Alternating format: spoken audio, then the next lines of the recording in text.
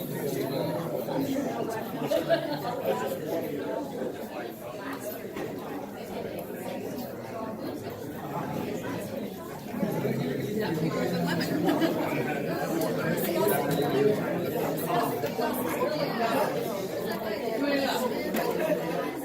everybody, it's 6:30, and I know we all have other things to do tonight, including eating dinner and seeing our families. So, our co-chair, Rob Hessler, is sick tonight, and so I'll start the meeting. We do have Mayor Deloach here to present his crime prevention action plan, which I'm really excited to hear about. Sharif, do you have any crime notices? First of all, it's Sharif's birthday, so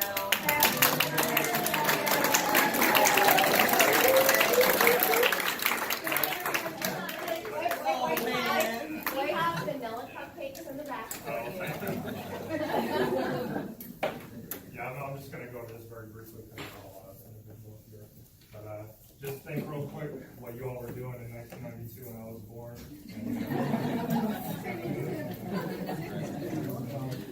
I didn't want to think about it.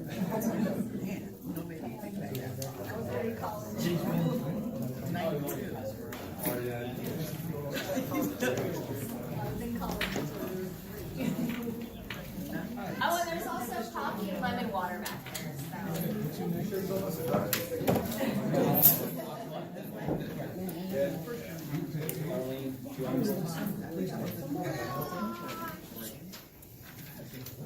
All right, so good evening, everyone. I'm Corporal Sharif Lockett. Good to see everyone again.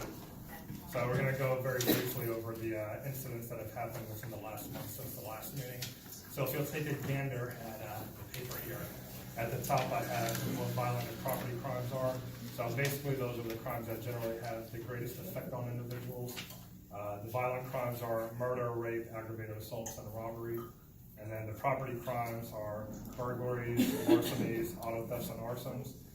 And then you have quality of life crimes, which are basically the ones that detract from the overall well-being of the neighborhood. So those could be disorderly conducts, public drunkenness, prostitution. There's not a lot of that in this neighborhood, luckily. And then identity theft is also included in that as well. So far this year, there's been 8 property crimes within the neighborhood, and then there's been 1 violent crime. And these are reported crimes because if you read statistics and such, they say that half of all violent crimes are actually not reported. But so far, there's been 9 reported incidents this year. And then up to this point last year, there were also 9, except last year they were all property crimes. So you're exactly where you were this time last year. A couple weeks ago, there was a domestic in the 1100 block of East 48th Street that I responded to with another officer, where someone called and said that these individuals were really getting into it, really getting heated. So another officer and I approached, but the people already knew we were coming because they opened the door as we were walking up. So the guy actually wasn't going to let us in the house, but I peeked in and I saw that the house was in total chaos and disarray. So we went in anyways because we're allowed to at that point. And the girl was a SCAD student. The guy, I don't know what he was from another state. There was a very overwhelming odor of the green coming from within the house. So I notified the counter narcotics team, so hopefully they'll look into it because we don't want to get that in Parkside, right? No. Right, Cynthia? Right. See, she's from Oregon, so she's used to it. Yeah. All right, so some recent incidents since the last neighborhood meeting. There was a package theft. There are actually multiple package thefts in the 1500 block of East 52nd Street. That occurred on January 30th and February 1st. So with that one, the complainant stated around 3:10 p.m. in the afternoon. There were 2 females that were seen stealing multiple packages from porches. And then the next day, which was February 1st, another individual called and said the same thing. So it was 3 juvenile girls, and they were all 3 of them arrested. Not only did they get charged with larceny of packages, they also got charged with distribution of marijuana, since one of the packages they still had felony marijuana inside. They should have been stealing and it was on 52nd Street, so you'll need to watch your neighbors, all right? Did you arrest the person who was supposed to receive the marijuana? I think they're still looking. And then on February 21st, there were 2 entering autos. One was on the 1100 block of East 49th. One was on the 1200 block of East 50th. Can't stress this enough, but you guys gotta lock your vehicle doors because both of them were unlocked, and one of them a GPS and cash was taken from the car, and the other one, the lady said that she didn't think anything was taken, but she said that she believes she knew who the suspect was, which is the guy that I posted on the Savannah Police Eastside page. She said she thinks it was that guy. So he's still being sought after. He's being looked for. He has warrants for his arrest. But you know, it's just a matter of time before he gets caught. In fact, I was just notified that a guy that I put warrants on a couple months ago for causing multiple domestic issues, he was just arrested after trying to run over an officer in another precinct. So they always get caught eventually. So then I have some other high-profile incidents listed, and the reason that I put these is because I want everyone to be situationally aware of what's going on. So on January 28th, there was an armed robbery downtown, and there was a pursuit ensued with that crashed at B Road and Anderson Street, but the guy was arrested, had the gun on him, which was loaded and had one in the chamber. But as far as the robbery itself, he knocked on the back door of a business. So it was an elderly male, opened the door a little bit, and then the guy forced his way in. So just be situationally aware of what's going on around you if you don't recognize, someone. Probably not a good idea to open the door, but I can understand at times. And then there was a kidnapping on February 18th. That was at Waters and Montgomery Crossroads in that area. A lady was talking to a male who basically asked her for a ride. So she decided to give him a ride, and then he kidnapped her and put her in the trunk of the vehicle. She was able to escape, luckily, and she ran to the Kerry Hilliards on Waters where there were some officers eating lunch. See, if it was me, I would have been mad she interrupted my lunch. No, I'm just kidding. But yeah, she was able to escape from the trunk, and the guy, of course, took off in her vehicle, but he did another robbery in another part of the unincorporated part of the county, and then the county police chased him, and then SPD ended up getting him, just an FYI. So, but he was arrested. He wasn't from around here. So, but again, though, I know a lot of times we like to be nice, but sometimes people will take your kindness for weakness. So you really got to pay attention to helping out strangers or helping out people that look like they're down on their luck, because some of them will take advantage of you, and then you'll be in the back of a trunk and bound up, gagged with duct tape on your mouth. So, and then I listed some lookouts, which I usually list in every meeting. And then unfortunately, I didn't have enough room, so I had to take out the pretty picture of Captain Gunnich and I that I usually have on the back. But if you all need me, my phone number, cell number is on the back at the very bottom. But does anyone have any questions before the rest is taken over? Any questions for me about anything at all?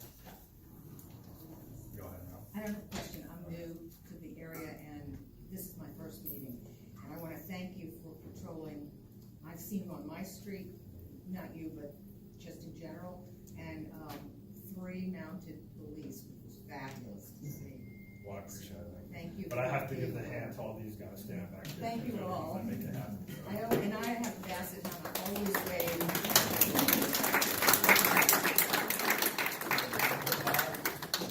I will say the feedback on social media has been very positive about the foot patrols. That really caught a lot of people off guard, and are very excited about it.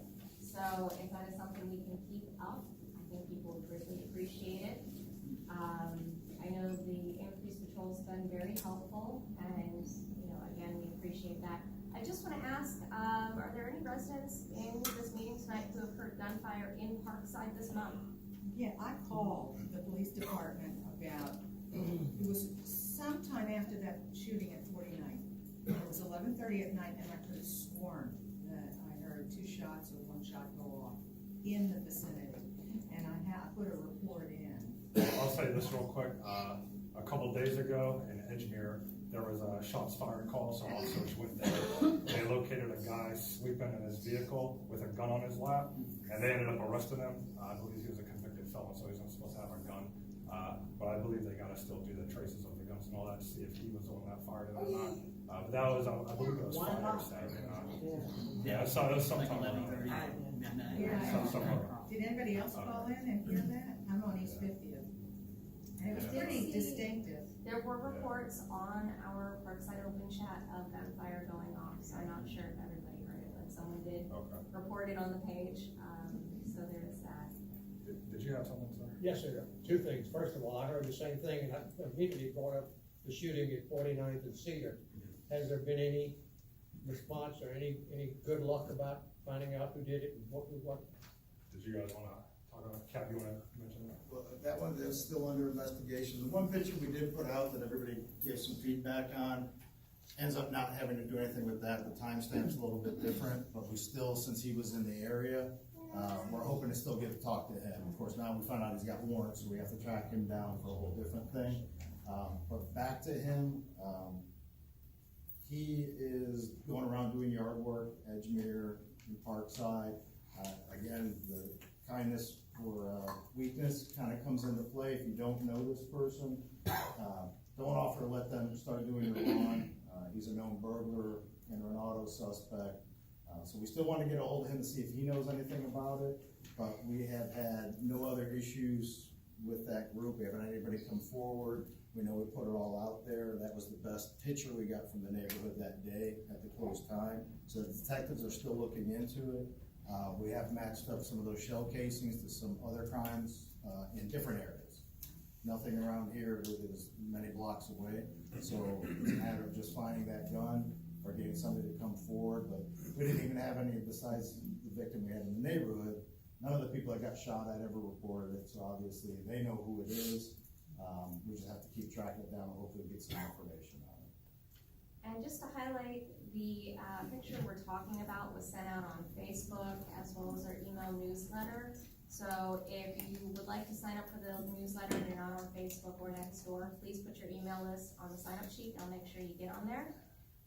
That man's name has been ID'd as Chris, and we have heard positive interactions with him, but we've also heard of him casing a house and later breaking into it. So, Christopher Lexington. Just to let you know, before I knew that it was posted, as little as a week and a half ago, I know he was up and down 52nd knocking on doors. Yes.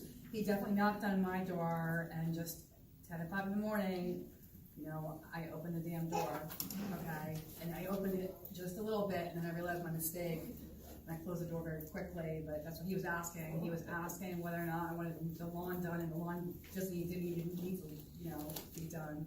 And I just said no, and he went away. But he's still actively going through the neighborhood. Yeah, he had come to my door also on 52nd, but because of the shape of my door, you could see him without opening the door, and I just told him no thank you, but he was there too.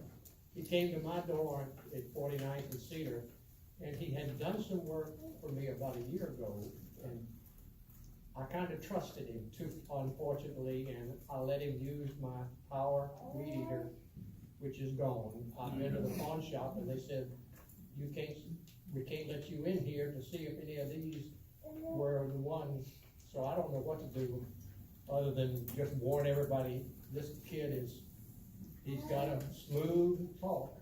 Right, and he's comfortable in the neighborhood. Yes. That's unfortunately how criminals do operate, and once they're comfortable with you seeing them there, they can kind of do whatever they want. So that's one of the things, as soon as you guys see them, call us. If you see him and don't answer the door, just give us an opportunity, because if you don't spook him off or close the door in his face real quick, he'll probably go door to door, give us time to catch up to him.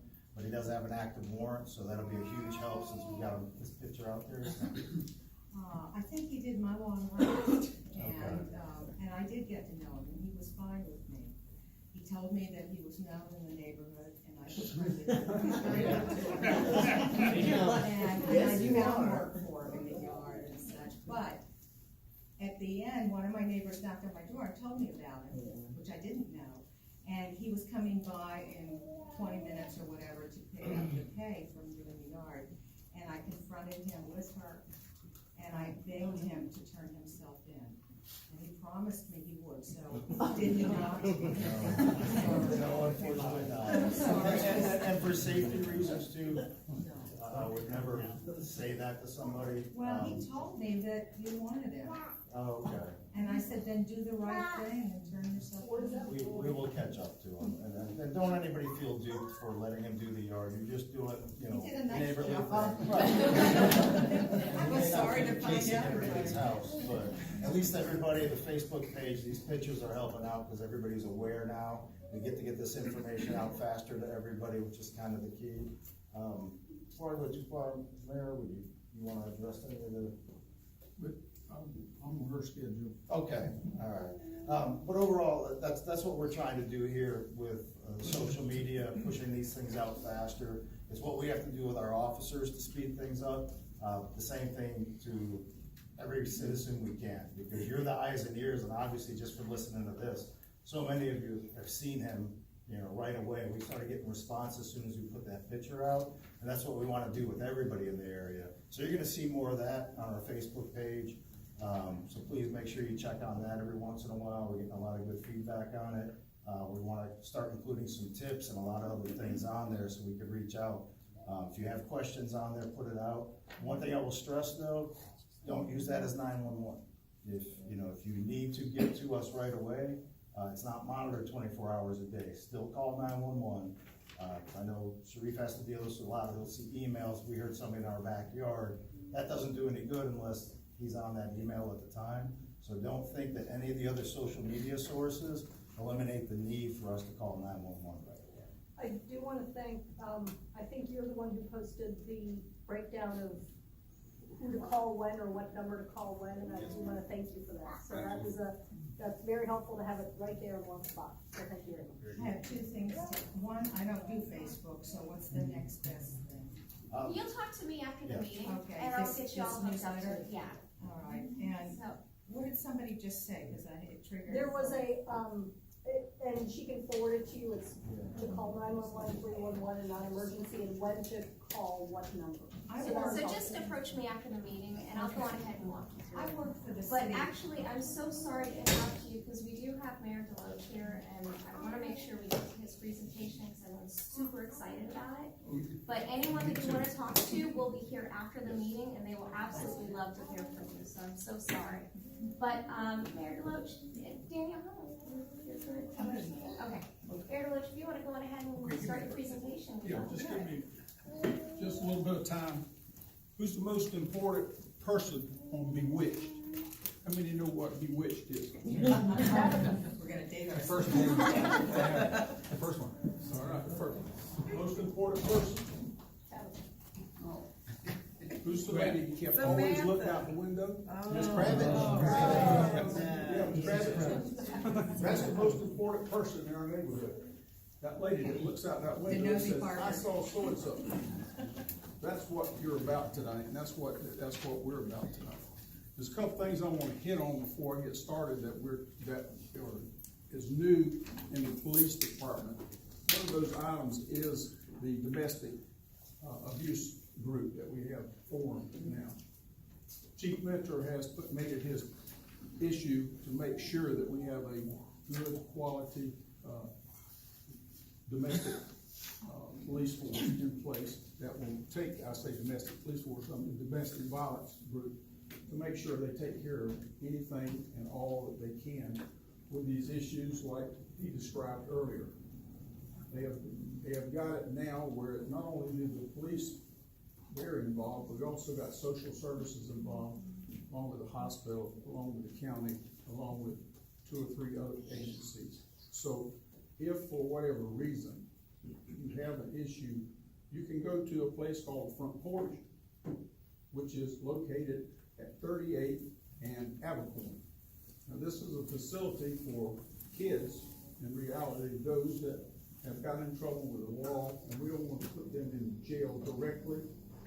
So we basically have come up with a program where all of these agencies, again, along with the courts, have come together, and we take these kids in, and we also take the parents in along with them. A lot of people in your neighborhood, you know, and a lot of people in your neighborhood are hurting. Some child might be hurting, or some wife might be hurting, or some husband might be hurting. And what we're saying to you is just say something. See what's the saying? See something, say something. That is the biggest issue that we have, because people feel like they're getting into Sally's business. So you don't want to get Sally in trouble, or you don't want her husband to get in trouble, or And so you don't do that. So you keep quiet, and after that, we end up with somebody who's been killed. We've had 10 murders this year, 9, 8, I can't remember, something around that number, but 3 of them are domestic. 7 murders? Yeah, Okay. 7, 3 of them are domestic. Now that ratio is not good, because the most difficult thing that we have to deal with is domestic issues.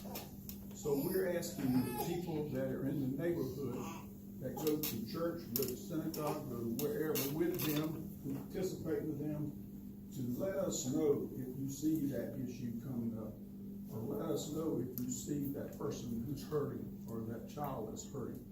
Because we have an agency over there, we were talking about, the front porch, which basically has got 10 different referral places that they can go to, and we can get mental health help, we can get help with family, all the items that that child will need along with that family can be put together and put around them in one visit to that location.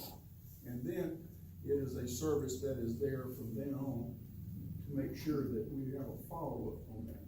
So those things are real important, and it's one I want you to make sure about. Domestic violence and any child that you see that's got a problem. Okay, police force. Where are we on the police force? I brought him with me to make sure he explained everything, because we got a good memo and we got good detail, but I wanted to know exactly what are we planning on doing and what have we done. So I actually got them, this is the focus that we felt like we were covering the last meeting. That was reduction of violence and property crime, increased public police visibility, neighborhood blight and code enforcement, community involvement, individual officers' connection to the neighborhood. We have been making that attempt, and he can explain to you in detail exactly how they've been either walking the neighborhoods, being in the neighborhoods, and actually doing these things specifically. And my reasoning for to be here is we were also gonna look at the possibility of starting a neighborhood watch here. And we were looking for somebody to reach out to say, I'm gonna do that, let's get it done. And we have not had that person come forward that wants to participate in that. We will put that program together with your neighborhood if we could get somebody who would want to be the hands-on person that would be interested in making sure we get this laid out in the neighborhood on an orderly basis. So what I'm asking you tonight on this specific thing is, during the course of this next run, let's find that person that's Miss Kravitz, wherever she is, has an idea of how to lay this thing, you know, we can show you how to lay it out. We can lay it out, and we can say, let's do it this way. But what we need is, we need to convince you we are a part of this, and we need for you to convince us that you want to do this, because a lot of those start and go downhill from there. So what we're asking tonight is, let's see about a commitment on a neighborhood watch on some level to start off, to get a feel for how to make it happen and how to do it, what the parameters are as far as you can determine that, the parameters as far as the roads and all that, and where we're gonna do, and then give us that person who, somebody that'd be really good, that would really do a great job that sitting here right with us, that I know would be outstanding. I'm on the other side. It doesn't We're all matter. on the side. That's right. We can do True. both of them. Thank you. We can do both of them. We can do engineer Sackville too. But in reality, we would like to set that up and that, yes, ma'am. Can you elaborate on some of the things that would be, asked of that person? What kinds of things? Well, the biggest thing is to have a list, check-off list that says Harry showed up. In reality, I mean, that's when it gets down to, you gotta make somebody responsible, and that person has to make the person who has said, I'll walk around after supper, from 7 o'clock to 9 o'clock on street so-and-so, and just like walking the neighborhood, taking you walking evening time or whatever, and I'll take care of that, and I'll report with anything that I see, or if there's any problem. So basically, everybody has like a little section, You have a little section like and then you you, report back to a certain person. to a local, you know, if you see anything, or if you don't see anything, check, you don't do anything, go on from there. But, that being said, I was gonna let, the captain come in Hold on a and. second, before we go on ahead and relinquish this to Captain Gundich. Yeah. So, the programs that you maybe talked about, last time include the domestic violence unit and front porch. Yes. What are some other things that you can help with our community to maybe get kids, off the streets before they get into the gangs? Oh, I know. Here we go. Well, shoot. Boys and Girls Club. I mean, you know, of course, but we are at capacity at the Boys and Girls Club, so, you know, hopefully with the city and the county's help, that if we could expand our services, we could serve more kids, that would be wonderful, but right now, we are full, and we have been full, and we are a proven program that they stay with us, they are not out here. So, do you currently get any money from the city for your programs? A small bit, but we're in discussions right now, and hopefully, but it's been a long time, those discussions have been going on for a long time, so we're just hoping that we can have a great partnership with the city to be able to reach more kids. So what could the city do to help you reach more kids? Oh, How you doing? How's everybody? Come on. I'm here with Assistant Chief Adams, and I'm the Executive Director of the Police Athletic League. We just got nationally reinstated, so starting in June, we'll be reaching out to all at-risk kids. And when I say at-risk, that's all our kids are at risk. Some of them are more socially, economically challenged than others, but all our kids are at risk, so we'll be reaching out to that. From 2004 to 2014, we were in place. For the last 3 years, dealing with the demerger and everything, we kind of fell apart, but now we've come back. And since then, I mean, some of our success stories, we have 2 people that were through our program, they're now county police officers. We have them in college. So, like she said about the Boys and Girls Club, it's a great program, but it's going to take, like they say, a whole village, just not the Boys and Girls Club. We're going to have to get more youth organizations involved so we can try to make a difference. So we are stepping forward toward that. And we're all willing to work together. Yes, ma'am. The PAL, the Boys and Girls Club, I mean, ideally what we would like to see is, you know, and the mayor knows this, and aldermen that are here know this, is we would like to see a large area in the city where we can all have services, for these kids, so that we can serve them to the best of our abilities, and not just programming, but all sorts of services for them and their families. And it's not just sports, you know, it's not just sports, this is the big thing. Advocate for the arts. Yeah, advocate for the arts, we've got all sorts of programs, from Loop It Up all the way down, we've got everything, you know, that's what we wanna see, but if we don't have cooperation from all aspects of not just citizens and government, but everybody, we have to have full cooperation, and it takes many, you know, people, you wanna know what to do, there's 2 things you can do, give money to whether it's the PAL, or Boys and Girls Club, or Loop It Up, or whatever, and also your time. Your time is the biggest thing. We need people to help. You know, people like to talk, you know, about what can we do, and as the mayor was saying about Neighborhood Watch, these are all great ideas, but if we don't take action ourselves, then we're only to blame. Now, to highlight that, our next meeting, Danielle, as well as Molly Lieberman from Loop It Up, will be coming in to talk about volunteer opportunities. If you wanna come in, what is your name, by the way? Devon Adams. Officer Adams, thank you so much. We really appreciate you coming in. Mayor, remember, you also doubled the basketball program this Basketball year. program is also started. Okay. Got a full year. And so that was 180 kids total?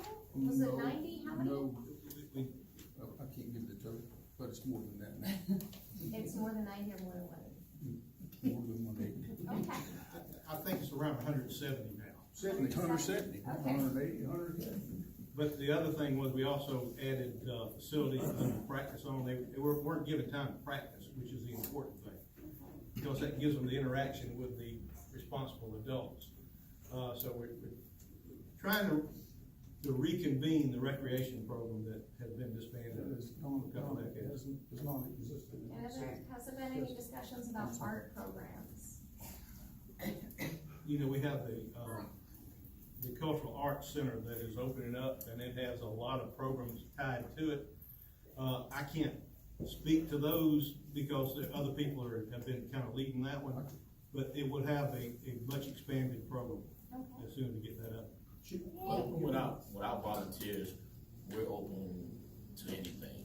Again, sports is what typically attracts them, but once we get them there, it's up to us to offer up different other things to them, like conflict resolution, mentoring. You'll be surprised how many young kids just don't even know how to tie a tie. But our young women talk about hygiene, just different things. So once we get them there, we're gonna need volunteers from every walk of life, and we're open to anything that someone brings. Does everybody know about the Cultural Arts Center? I mean, you know, other than we threw all that money into something we didn't want to spend the money on, but it is a facility where kids go in that have a talent that they don't know they have, but actually develop that talent by being there. And it goes from dance to art, and all of the cultural arts parts of that are located there, along with a place to actually do a play, and actually have a full set.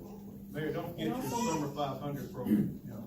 And also, Mayor, just to announce that we also have the Moses Jackson Center, which is on the west side of Savannah, but it belongs to all of Savannah. But there is a family advancement center for the entire family, and it is not a sporting program as much as it is an advancement center where they teach cultural arts, physical arts, culinary arts, credit building and things of that nature, and they deal with children as well as their family from cradle to adults. But there is a new facility that is being built, and hopefully it will be opened on Pennsylvania Avenue sometime in April or May, which is the sister to MJAC, which it will be called PARC, P-A-R-C, which stands for Pennsylvania Avenue Recreation Center. And we are getting partners such as Molly Lieberman, hopefully, and various ones to be a part of that, which will have a garden, youth programs, and this will be an ongoing site as well. So this is a city program. It's going to be absolutely fantastic. You're going to love it. So that should be coming up real soon. I'm so sorry, let me just ask one question. Is it specific to the arts programs? Let's hear it. I'd like to know if there's anything that can be done with that empty theater that's near Target that just sits and can be converted in some way to help this situation. The movie theater. I'm gonna just step in on this real quick, if you don't mind, just so, because they can get a perspective. That empty movie theater could probably only house about 40 kids, just to let you know. Really? That is a small space. What we're talking about with her center, whether it's think about this, our Boys and Girls Club, I can't remember right off, Julie, do you know, is it 11,000 square feet, do you remember? I can't remember. I don't remember. But our capacity with staff is 224, okay, that's with staff.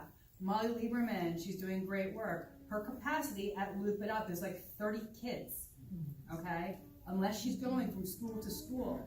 So we're not talking about, it's a drop in the bucket, we have to do those drops in the buckets, okay? But all of these things combined, we have to think bigger. We have to think bigger.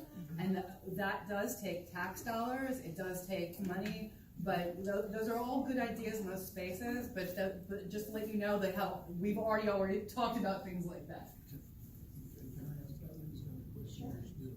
I mean, these are wonderful things. I'm so excited to hear about them. I know I read about a $500,000 grant that the city had got from the federal government to work on violence. I don't know how that is being spent and appropriated, but I was just wondering, what are we doing? How are we partnering with schools, because we have the kids so long during that time period in the public school system? What's like gang prevention in elementary schools and middle schools before they get to high school? Is there a contact person? Is there Yep, I'll pull him in on that whenever we get through with me out of the way about the gang issue and all that. It'd be a good conversation to have. I got one question. Yes, sir. Where are the police athletic facilities, or are there facilities? Right now, our hub is probably gonna be on Montgomery Crossroad at Kingdom Life Christian Fellowship. again, we got the same problem that she was talking about, which is a facility to actually house things, but for the most part, we'll be dealing with a lot of our neighborhood watches in our middle schools, and we'll be picking kids up from all over and transporting them to different places. We'll probably hopefully partner with the boys club, because they have a gymnasium and everything like that. So again, we don't have a specific club that we're working out of, so. Here's what I would like for everybody to do, because everybody's got it on their mind. Take a piece of paper and have people put down, I have 2 children aged blank blank. I need, it is Sally and Harry, and I'd like them to participate in blank. And just have the neighborhood put the names down so we can consolidate and come up with an overall number in our overall line about how many kids are we talking about here, because it can be 10 or it can be 100. And I'd like to know what we're talking about in Parkside, because there's a lot of kids running around Parkside. Now, do you think I hear there's transportation to the police athletics. Now, will the city commit money to offering transportation to get kids to these locations? Well, we work with Leisure Service already with their city vehicles. And again, what you're saying is the biggest thing is commitment and consistency. And again, if we don't have both of those things, we're gonna fall short. So right now, we're committed and we're gonna be consistent with getting that done. We have Leisure Services, we have the ability to that, we have, like Barry, he has all the CDL, so we have a lot of things in place right now that we will use to get that done. Okay, so if we do have a lot of participation from kids, the city will be able to provide transportation. You get the list, I'm gonna get something figured out. My concern is, I don't know if it's about the kids in Parkside, but the kids in Savannah, right? I don't know, I mean, we can give you a list of kids in Parkside, but I don't think that is what we thought we were gonna get here tonight. I'm thinking, hey, is the city gonna put money in the police athletic league so they can build a facility? They already have money in it. I'm not saying, let me just get this out, right? Okay. Is the city gonna put money to where it's a known facility? I don't know where that church is. In the police athletic leagues I've known in the past, they do sports, arts, after school programs, studying, the whole nine, the whole woodworks, right? Family involvement.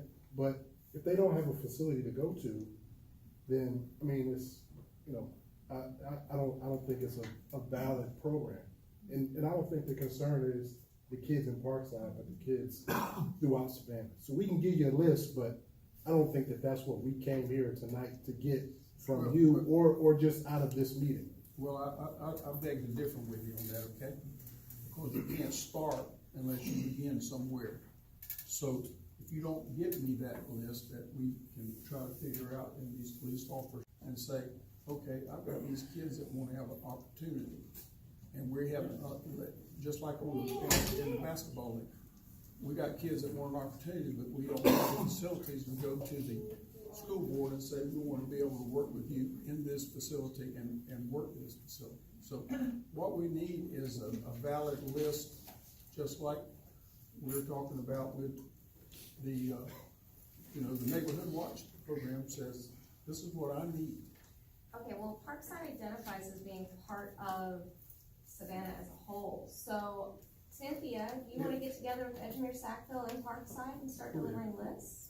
Yes, I was just telling Danielle I'd be willing to go door to door in Edgemere and Sackville and ask all of our residents what their kids are doing this summer and if there's a need for after school programs for them. I mean, I work at Myers and Duran, so I work with the population that is in most need. So if we deliver a list, we want it to include Edgemere, Sackville. Sure, yeah. Well, that's start. Yeah.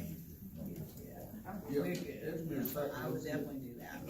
But I'll let him finish up, but we do need to make a start. And I feel like that is, this is where we can start. Not only in the Neighborhood Watch, but also in the given program that we develop that works for this summer, including the Boys and Girls Club. which is a Also really do good program. lunch and breakfast, and, you know, cause when they're not in school, they don't get their breakfast, and they don't get their lunches either. That's the other thing that's So, important. let's get it cranked up and let's see what happens next month. Is that fair enough? Does anyone have any additional comments, please? We don't get this opportunity Who often. wants to work on this? Well, specifically what? This whole deal, this concept, let's Well, just call I it know, concept. but, you know, you've laid out, so are you asking, are people here interested in volunteering for an organization? Let's just see where it goes. I have a No, I question. am. Sure. So are all the different areas working together? I recently moved here, and every major city I've lived in, obviously we know in Parkside, at least I feel this, maybe it's not true, it's not like neighbor on neighbor crimes, like, except for maybe domestic. Do you know what I mean? So you guys know, between Ardsley and Edmire and Parkside and all of these, the people coming in that are, once you catch them doing these crimes, usually they target those areas and say, this would be the best use for, you know, kids in need, this, that, and the other, and then all of them work together to do that. So I guess for all of the different areas, I know we're Savannah, but Savannah's big, We have like a big little city. We have a good leisure and recreational group that we've got in the city of Savannah that can help develop the program. It's more directed to the association because the city of Savannah works off neighborhood associations, basically. Okay. We come here to find out what's really going on in the neighborhood. So basically, we work through those. And the leisure services is always there, along with the other programs. So it's more of a grassroots Yes, than a. it is grassroots, but it just needs to be identified and put together. And You said leisure services grassroots? yes, Okay. yes. I was with the city of Burlington, Vermont, and we used to do something in departments, but I wonder if you've done it, which is a block by block phone tree, where we are responsible for our own block, and if there's something that's dangerous, something that's a natural disaster or whatever, this person calls this person and so forth. Well, Has that I been think brought forward? everybody here is pushed to make sure you know your neighbors. I wouldn't say, I know everybody on the block, you know, we have a group Thanksgiving, 49th Street knows everybody, so. That doesn't count for us, who are new. But you can go next door I and can, introduce but yourself, people are because you're gonna have working. to do that to get a phone number anyways. Yeah, and I have a few, but people are working, and I don't see people, some blocks you don't see people. I lived in Ardsley first, and I saw no one for weeks. Well, I will say that's not Parkside. I know. So, but, you know, someone has to take command of it and say, you know, if you want a phone tree of your block, get out there and do it and set an example. Because, you know, as much as I have built a list of emails and tried to get phone numbers and addresses, I can't do that all by myself. So we need volunteers, we need people to go out there, be proactive, and know your neighbors. I mean, if my fence wasn't so tall, I'd peek over every time Adam throws trash away and say, you know, boo. But, so it's really important that, you know, we stress to get out there, know the people who are around. If you see anything suspicious, if you know your neighbor's out of town and there's someone in their yard, call the police. So, I mean, this is Parkside. We are cozy. So, welcome to the group hug. It's a great room. Stop I'm gonna turn it over. All right. Thank you so much. You're gonna follow up with them. Oh, I will be following up with you. I don't respond, but I have your email address. I have his My phone. That's all the time.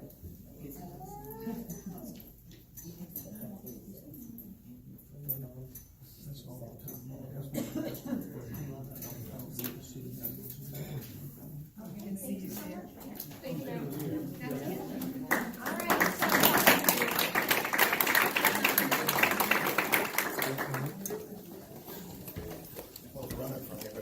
Well, everyone wants to. Okay, sorry. Please. So to follow up on some of it, I'll wait till she gets back to you, because it'll cover some of the other services we deal with. It's not just all about the punishment for the police, and we do have partnerships with a whole bunch of others, so I'll wait till everybody else gets back. But let me bring up with the neighborhood watch and why it's so important.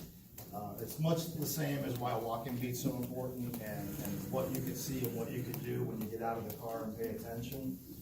So I've been walking around your neighborhood, and the guys are busy and the calls are getting a little tight out there. I went out there to do it, not just for that reason, but I really enjoyed it when I had to do it downtown. And now that I'm the captain here, I guess I could force some people to do it too, until they like it. So I'm taking this on. My hopes for the future are, as we build up more officers, they have permanent walking beats. You know, not just for your neighborhood, but for all the neighborhoods. We want to rotate people around. We want to cover everything we can. And the things that I'm seeing out there are things that a neighborhood watch can pick up on. And it's some minor stuff, but it's things you don't think about. The penny saver's killing you, I'll tell you, in your neighborhood, because they pile up. They pile up in front of houses. These are the things that I saw when I was out there. That's something you could do something about. A neighborhood watch can report on. When I see a house that has 5 or 6 papers in front of it, if I could see that, so can the criminal aspects that are coming through. Those are the things you want to kind of report to your other neighbors to make sure people are okay. You can check on the house to make sure somebody's even living in it anymore. Or call the penny saver, you know, as part of the neighborhood watch to stop the delivery. Real quick there, does anybody actually want the penny saver? No, I've emailed and emailed and Okay, emailed. 51st is terrible, so we're gonna try to figure something out. Okay. So, okay, thank Yeah, you. because that piles up. I did talk to a lot of people as I was walking around and brought up lighting, but I've noticed from when I've done this before, nobody wants light shining through their house. The lighting's adequate. What it is having to cut some of the branches down so the light can get where it needs to be. I've seen a lot of overgrown brush, things that I know Sharif's talked about before in the neighborhoods. Things that officers aren't gonna notice when they're driving by. When you get out and look and you see that you can't tell where even the front door is, and it's not unkempt bushes, but maybe they're just too high, or there's different ways to trim things around so that you're making yourself a harder target. I walked up and down some of those lanes that nobody could see me unless I had a flashlight on. And that wasn't because there wasn't street lights, but simply because there was no way for the light to access through. You know, these are the things I want to send my officers through to look for in all the neighborhoods so that they can identify what we could do to make it safer without also being a nuisance. We don't want spotlight shining on your houses, so find a way for it to go on the street. Other thing, I set off a lot of dogs in every neighborhood I went to. Everybody's got a dog, and one thing I noticed is nobody came to a window. And some of them are going crazy. You gotta get more involved and pay attention when that's happening. There's some I had to get out of there as quick as I could because I couldn't hear my own thoughts, but nobody ever came out to inspect. Checked a couple of houses where I saw the doors kind of open, knocked on the door, people just, you know, they went into the house, forgot to lock the door, close it behind them. It's little things like that where I can do that, but also a neighborhood watch can do it just to check and make sure everybody's okay, or see if they forgot to close their door. These are all little things that just make you look like a more put together community so that a criminal element's not gonna wanna come in. The neighborhood watch, Sharif will help you get it set up. There's not much to it except really just organizing a group that's motivated to do this and setting up a list so you know who's gonna be involved. It's almost like a guard roster to keep people around, have backups to the plan. You can know who's going away for the weekend, and you keep an eye on their house as part of that neighborhood watch. A lot of people are out walking around in the neighborhood anyways, and for those that walk dogs especially, you're already going out walking around. That's a good time to kind of schedule your neighborhood watch time, and then when you're taking your dog around. The same thing the chief has talked about before is a park watch system. You have the park over there. The track's not bad lit, but you go a little further off the track into the middle, you really got to search to see what's going on. So, especially everybody that lives kind of on that edge around the park, it's not a bad thing to get a park watch and neighborhood watch group together so you can keep an eye on that. Even the people that live facing the park, just a matter of looking out the windows, calling in anything suspicious for us. As far as collaborations with police and other units, we do that for juvenile justice. We reach out to them. We have juvenile detectives that actually reach out to the kids in the school and at-risk youths. They deal with the BOE. So we have more than just police working to catch criminals. We try to get involved with the court system, and all these groups work together for a goal to eliminate the crime, not just to punish the crime.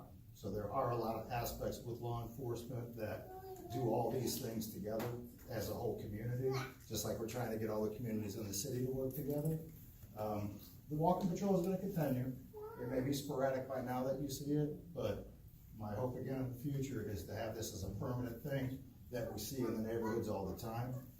Maybe some increased bike patrol. It's helping. I mean, it's a very peaceful neighborhood. When I walked around, the only thing I would ask is don't do like Gordonston and call in a suspicious person when you see an officer walking around. We did have that a couple of weeks ago. They're actually supposed to be there. Yes, sir. I have a question. This isn't about life and death stuff, so this is more quality of life stuff. But I don't know, like, what is one supposed to do about things that are just gross and disgusting and annoying? I mean, I honestly don't know. Like, I can think of like one house on my block, but it's disgusting. They don't do anything with their trash, and I don't know who to call. In other words, I'm not going to go and knock on the door. I mean, all right, maybe I'm being a whip, but or what do? You don't call the cops. You don't dial 911. Thank you. All right, but let me finish one other thing. Something that never comes up in these discussions is, and it's important to me personally, but it's noise. We never talk about noise. I mean, the times I've complained, I get the impression that basically with noise, like in other words, if people are shooting fireworks because they're in a good mood, and sometimes it sounds like guns going off. I mean, you don't know what it is. It's not just annoying, it's scary. And it's like, well, I call, and it's like, the impression I've gotten is that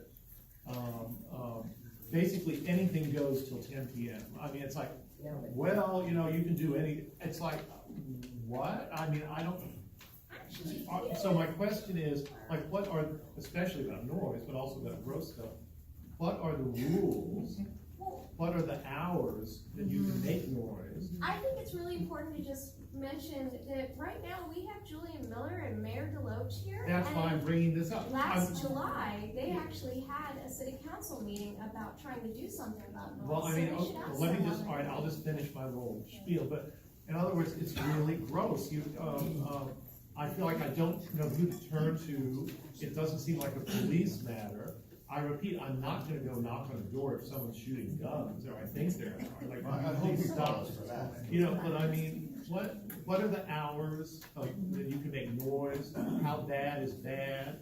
How are the rules enforced? What are the penalties for being obnoxious? I mean, it's not life and death, but it's quality of life.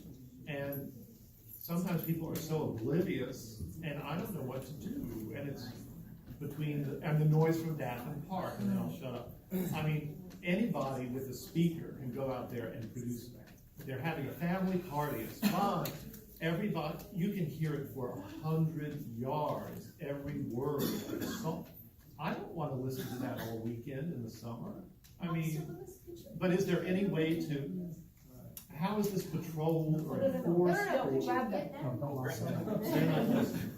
They might be able to answer this question. Do you understand the 311 system? Have you ever used the 311? Well, I repeat, when I've called about noise, they say, I really get the impression it's carte blanche till maybe 10 p.m. And I'm talking more about the gross stuff. Do you know you can use 311 for that? All right, for gross stuff. I'm talking about noise. Noise is really annoying. I mean, it can be hurtful and sometimes scary. Mayor DeLoach, how do we deal with noise? Have you all approached the new noise ordinance that you all said you were really tough on back in July? Have we made any progress with kind of updating the noise ordinance? I can tell you right now, I have no clue. Okay, because you all had a big city council meeting about it, and there's a lot of discussion, but then July 4th ended and it just stopped. I'm trying to remember what that noise ordinance was tied to. Well, we had someone setting off mortar fire down the way for just constantly, and there was a lot of upset people, and you all had a lot of pushback, and there was a lot of questions. That had to do with the fireworks that the state and allowed, you and what we're couldn't trying to do anything. is come up with some kind of a cap on what you could do, and the state backed off a little bit on his time, and it kinda ended up there. There's only so much you can do with that. One of the, another part of that had to do with the bars that have outside entertainment. And that's something that, how do I see my name?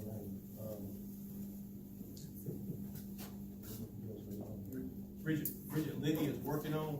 We've talked to her several times about that. But it's two aspects. One was the fireworks, which is an obnoxious thing and drives everybody nuts. The other one was a more subdued thing, the bars that have outside entertainment, and they're still working on that. They haven't gotten it drafted yet. So when do you think we might be able to have a draft of a new noise ordinance? I don't know, because the same person is working on Newso. And that's Bridget Liddy, so she's doing Newso and a noise ordinance all by herself? Rewriting the news, yes. So does Davenport Park though have? If I may, the noise ordinance is not part of the zoning ordinance. It's section 9 of the city code. I have it right here. So it's a different, so that's not really under Bridget's. You know, you can set hours of operation for certain types of uses as part of zoning, but it's not, like the overall noise ordinance governing the various, like what the decibel levels that can be produced, that's in section 9 of the city code. That's a different. Yeah, but that's what it's been assigned to Bridget to handle. So, okay, so that's a lot for one person to. Well, yeah, we've got a limited staff. One thing I will do is try to put on our Facebook page the link to the city ordinances on the city. Does everybody know how to find the complete list of all city ordinances and fines and everything else? Nobody knows where to find that? I do, I was there earlier today. Okay. What we're gonna do is we'll add the link to our Facebook page. It's on the city site. It's open for everybody to look at, and it's an interesting read sometimes when you see some of these laws that have been around that are almost unenforceable nowadays. But you can get a good laugh on some of those as well. So to help you guys be able to research some of this yourself, we'll put the link on there. That way you'll know what the limits are, the times are, and even the fines are put on there for a city ordinance. That's different from the Georgia state law. This is just the city of Savannah ordinance policy. But who enforces the fines? I mean, It really depends on what the city ordinance is. No, but who, do the police? It goes through the court system. No, I mean, but someone's making a lot of noise. What do I do? I mean, I If you can't think enforce if it's gunfire, call the police, obviously. Right, but If it's excessive, the fireworks, just because there might be a time limit they can do it, if they're using them in a dangerous fashion, well, the gloves are off at that point. So, if they're aiming them around or they're blocking traffic, there's limited space in the area where they can use these fireworks. So if you feel it is a safety danger, you can still call us with it. The ordinance itself, as far as the times, state law, codes, all that would have to be changed. So there's a limit to what we can enforce, but any time of day, just because of the time, depending on the noise level, like you gentlemen talked about with the decibel levels, we'd have to try to gauge that on what it is, if it's breaking both state law or city ordinance. So you can call for those things, but there are certain ones that if it doesn't reach a certain level, we can't enforce. But it is notoriously hard to find and follow up, so a more comprehensive noise ordinance is important for the sanity of our residents, correct? Could help our job. Okay, so maybe. Do you have to catch them in the midst, literally? Most times, we have to do that. Now, you can film it, you can put evidence together. Everybody's got a phone with a camera nowadays, because sometimes by the time we get there, the fireworks are done, or they see our car coming and they turn the music down by the time we get close enough to check on it. We play the cat and mouse game where we get them to turn the music down as soon as we leave, they're doing it over and over again. So that kind of evidence, show us, that'd be great. And everybody's got that ability nowadays to do so. Can I make a quick suggestion about the walking in the evenings? When I moved into the area, the first thing I did was have sensory lights put up in my driveway on both sides and in my backyard. And they're very cheap. They're $40 or so a piece. They're LED lights at Home Depot. We have them installed once. And they're a great saving, especially for women living alone. It's a big, big help. Yes, and I've seen a lot of them out there, a lot of the neighborhood, and And, on a Christmas lights lighting the way too, I noticed that.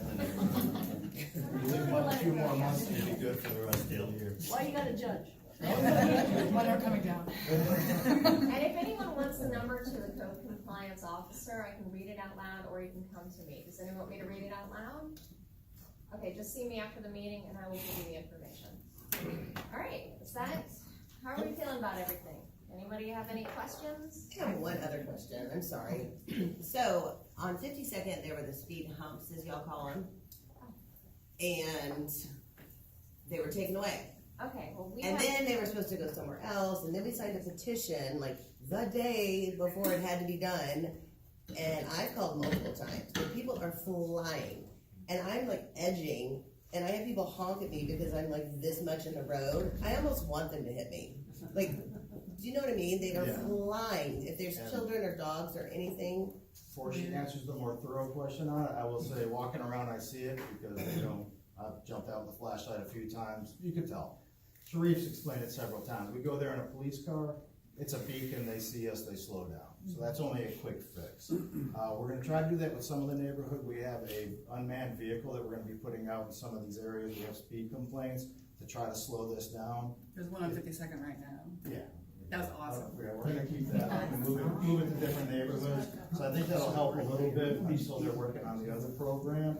But I saw what you guys were talking about, because we don't see it in their car because people slow down around us. But when I was walking around between the bushes, there are some people flying through there. Well, and I understand, like, when you had the humps and it affected other Let me just streets answer in the that. neighborhood because people were like. I'm gonna answer the question because they don't have the information that I do. So, Okay. I'm the chair of the traffic comment committee for the city of Savannah as well. And the really short version of this, we don't have to go through it again, and I have a longer version if you need it, is it's been a 4-year project to do that. The temporaries took 3 years, Mayor Julian, about 3 years to get the temporaries to that point. Okay, and that was just because of policy issues we had to straighten out. So the temporaries went down, and when the temporaries came up, they only have one set of those temporaries for the entire city of Savannah. There's a request in for another set, so only 4 neighborhoods or 4 streets can get calmed a year if things move timely, because they have to go down for 90 days. At the end of the 90 days, we have to get the signatures again, which is what we did as a neighborhood group, to get the signatures again for the permanents. The permanents are now slated to go in. We are next on the list. They are slated to go in. I'm going to say conservatively the summertime, although I've been told it's earlier than that. I don't want to say that because things happen, weather happens, et cetera, et cetera. But the permanents will be coming in. There's 5 of them, I believe. I can't remember. I think it's 5. I think it's like 5, and they'll be between Waters and B, because you can't just have one. You need to have them in at least pairs in order to make it effective. So, and not only that, but Ardsley Park also, because we were pushing them to get their section done as well. So they have their signatures in for their temporaries from Bull to Waters. Okay, so when this is said and done, we'll get ours before, like by summertime this summer, and then at some point ours is gonna get done too. So the entire thing from Bull to B will be calmed. I think that's the best answer, right? Awesome, thank you. Is that it, everybody? Please eat cupcakes and drink some beverages, and anybody you need to talk to will still be here. Okay. If you haven't paid dues in a while, I'm gonna sit here, come see me, please. I don't know if anybody saw the news update about the first statue. Litter pickup this weekend. Oh, yeah, this Saturday is the Great Savannah Litter Pickup. We're meeting at Grayson Stadium at 9 a.m. Please come out and help. They're walking around. Okay.